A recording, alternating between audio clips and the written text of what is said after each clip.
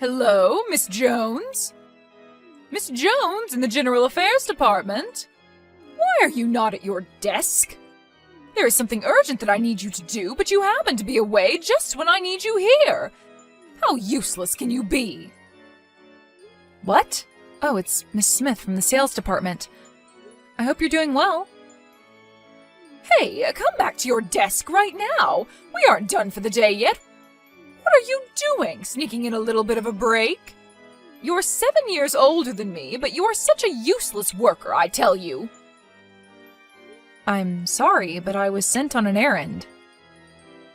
What errand are you talking about? You know how our company is planning to have a barbecue party tomorrow? They asked me to go buy some ingredients for that. Oh, it's the one that President Huxley is going to host. He's a great one. He is considerate of his workers, and he is a kind, handsome man. And he's only 32 years old. I wonder if he has a girlfriend. What do you think? Miss Smith, I thought you had something urgent you wanted me to do. What? Oh my God, that's right. I should be back in about 30 minutes, so if you could leave a memo on my desk on what I should do, that would be great. If there is something I don't understand, I'll come to you and ask. Alrighty.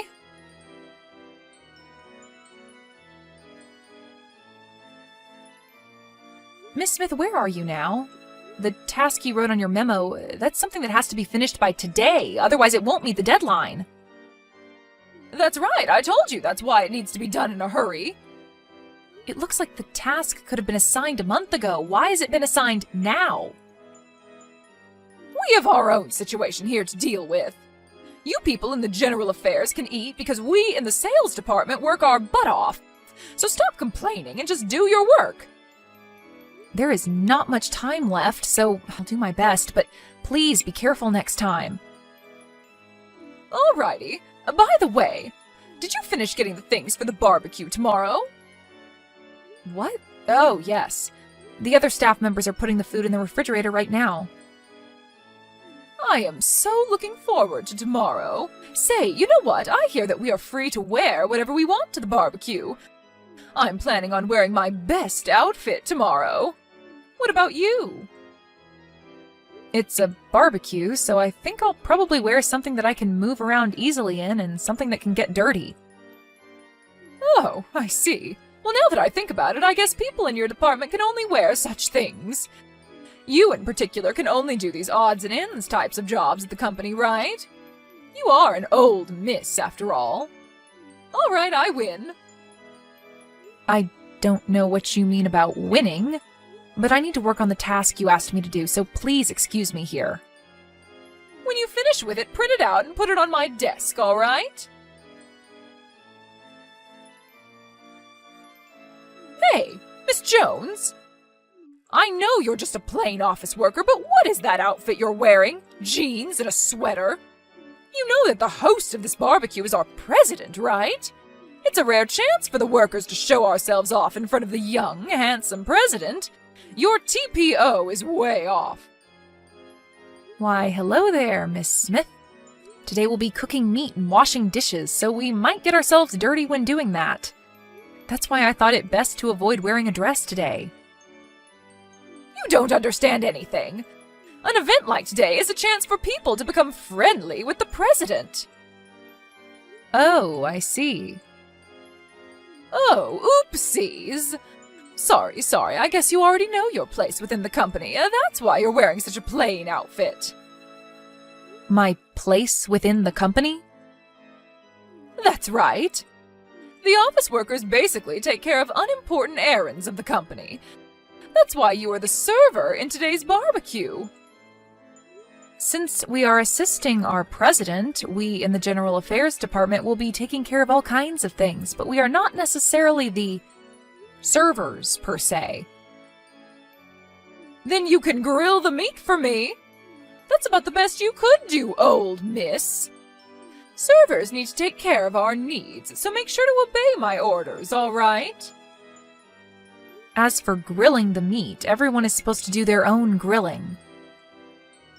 What? I need to get more drinks, so please excuse me. What? Hey! Don't ignore me. You're responsible for grilling my meat. Come here quickly and grill me my meat.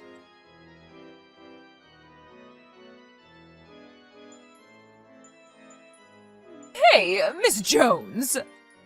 I thought I couldn't find you, but then I see you talking friendly with our president. How does that happen? You're just an office worker. Mind your position. Stop trying to make yourself look attractive in front of the president. The only one who can go after him is me, because I work in the most important department in this company, the sales. I was serving him some drink just now, and we were getting on quite well. I just need a little bit of time, so don't get in my way. Get away from him right this moment.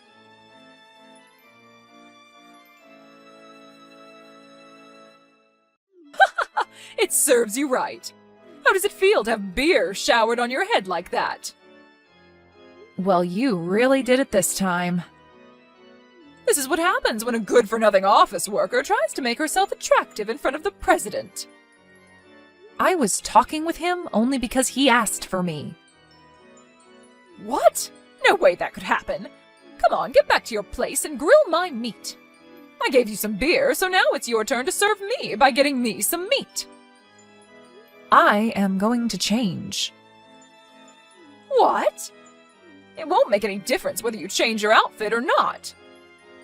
If I continue wearing these clothes, I'll catch a cold. Oh, that's right. The president was saying that there will be a surprise announcement at the end of the barbecue. Maybe he's going to announce that he likes me. I guess when I served him beer, he noticed how attractive I am.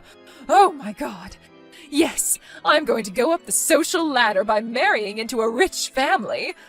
Oh, there is some cooked meat. I think I'll eat that while I can. Oh, that's right. After he tells me that he likes me, it might also work well if I bring him a nicely grilled piece of meat. Then I can show everyone how close we are. You are going to be in so much trouble later. This meat is so good!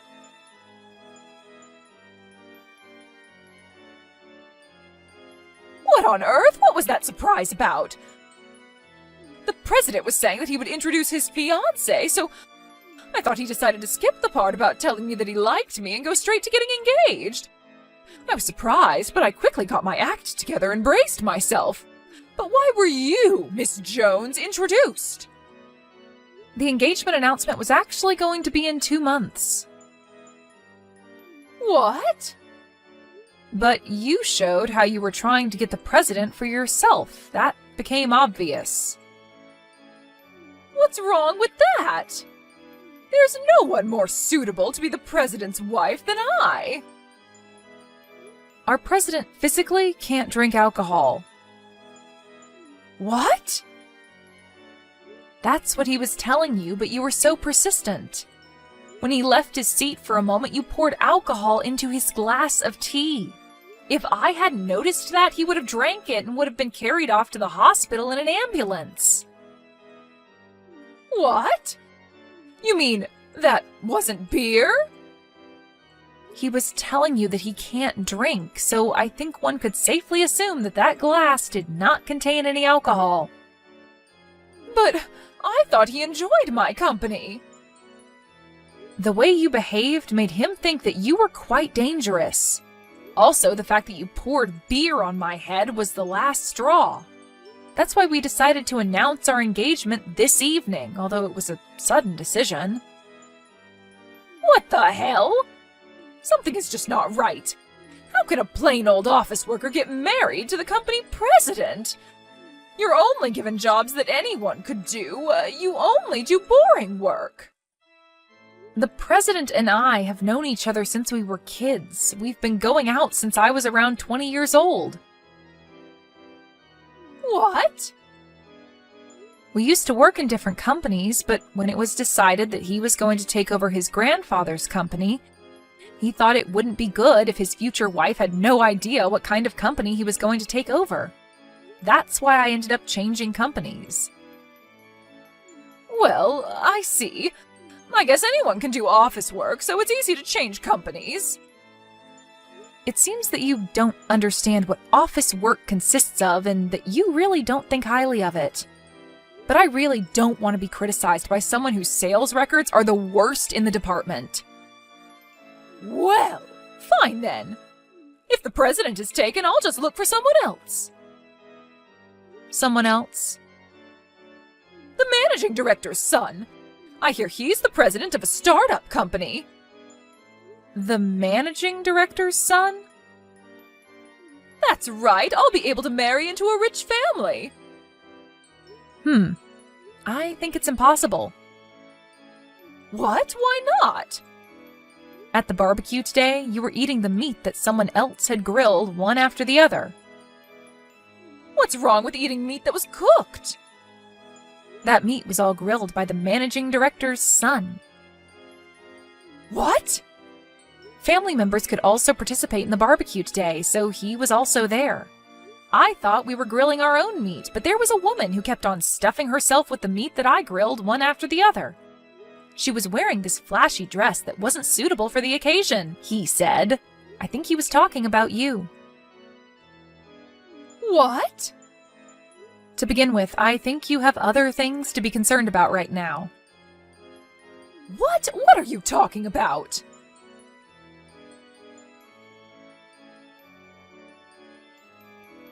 Hey, why am I being fired? I did nothing to get myself fired.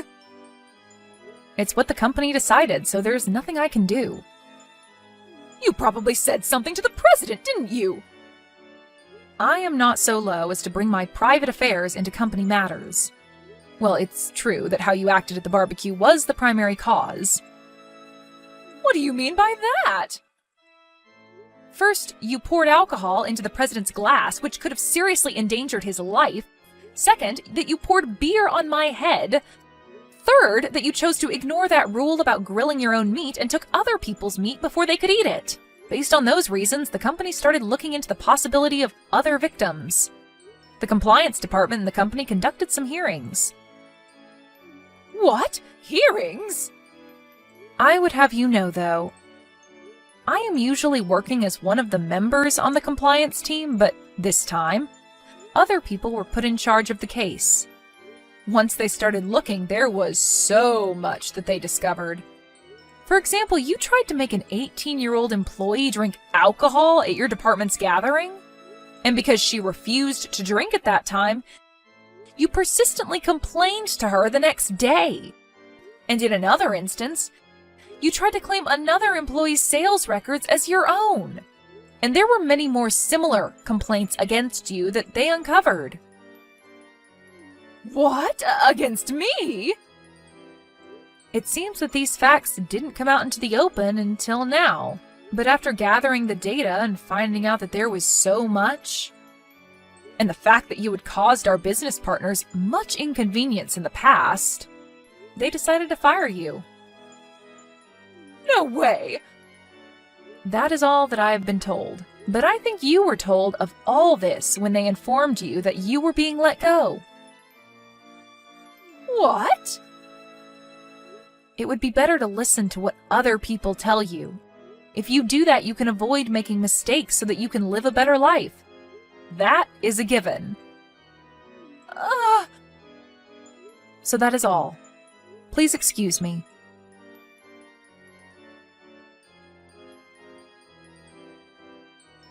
I was wondering why such a person could be in the much-respected sales department.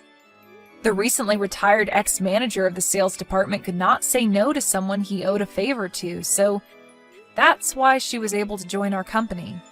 I'm not sure what to make of that, but to put that matter aside for now, as for the matter of getting beer poured all over my head, I received consolation money from Miss Smith, although it was the minimum amount that would be expected in such circumstances, but I decided to drop the case after that.